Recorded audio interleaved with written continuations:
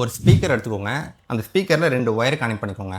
இப்போ இந்த ஸ்பீக்கரை நான் ஒரு வாட்டி ப்ரெஸ் பண்ணும்போது இதில் வந்து வோல்டேஜ் ஜென்ரேட் ஆகும். ஏன்னா இந்த இடத்துல ஃபேரடே லா யூஸ் ஆகுது.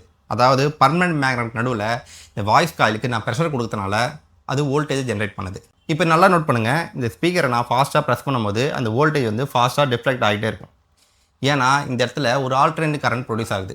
இந்த சேம் மெத்தட் தான் பவர் ஜென்ரேஷனில் யூஸ் பண்ணி நம்ம வீட்டுக்கு ஆல்டர்னேட்டிங் கரண்ட்டாக கிடைக்குது. சரி, இப்போ ஒரு முக்கியமான விஷயம், இந்த ஸ்பீக்கரை நான் கையில் ப்ரெஸ் பண்ணலை. அதுக்கு பதிலாக இது நான் மூஞ்சிக்கு முன்னாடி வச்சுட்டு இதுக்கு முன்னாடி நான் பேசுகிறேன். இப்போது ரெண்டுத்துக்கும் நடுவில் இருக்கிற ஏர் மாலிகுல்ஸு நான் பேசுகிறதுக்கு ஏற்ற மாதிரி வைப்ரேஷன் ஆகி இந்த பேப்பர் கோனையும் வைப்ரேஷன் பண்ணும். அந்த குட்டி வைப்ரேஷனே போதும் இதில் வோல்டேஜை ஜென்ரேட் பண்ணுறதுக்கு. ஆனால் நான் பேசும்போது மல்டிமீட்டரில் எந்த வோல்டேஜ் ரீடிங்கும் காமிக்கலை.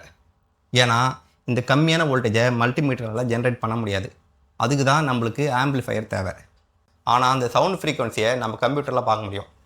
அந்த சவுண்ட் ஃப்ரீக்வன்சி பார்க்குறதுக்கு இப்படி தான் இருக்கும். இதில் பார்த்தீங்கன்னா ஒரு காம்ப்ளிகேட்டட் வேவ் ஃபார்ம் மாதிரி தெரியும். ஆனால் இது நம்ம ஜூம் பண்ணி பார்க்கும்போது அந்த ஆல்டர்னேட்டிங் கரண்ட்டை நம்ம கண் கூட பார்க்க முடியும். இதுதான் நான் பேசனுக்கு உண்டான அனலாக் வோல்டேஜ். இந்த வேவ் ஃபார்மை நம்ம அப்படியே எலக்ட்ரிக்கல் சிக்னலாக இந்த ஸ்பீக்கருக்கு கொடுக்கும்போது என் வாய்ஸ் அப்படியே இந்த ஸ்பீக்கரில் ஜென்ரேட் ஆகும். அதே நான் வைப்ரேஷனாக கொடுக்கும்போது இது எலக்ட்ரிக்கல் சிக்னலாகவும் ப்ரொடியூஸ் பண்ணும். அதனால் இந்த ஒரு ஸ்பீக்கர்னால் 2 வேலையும் செய்ய முடியும். இதுதான் அந்த ஸ்பீக்கர் ஒர்க்கிங்கில் இருக்கிற பேசிக் பிரின்சிபல்.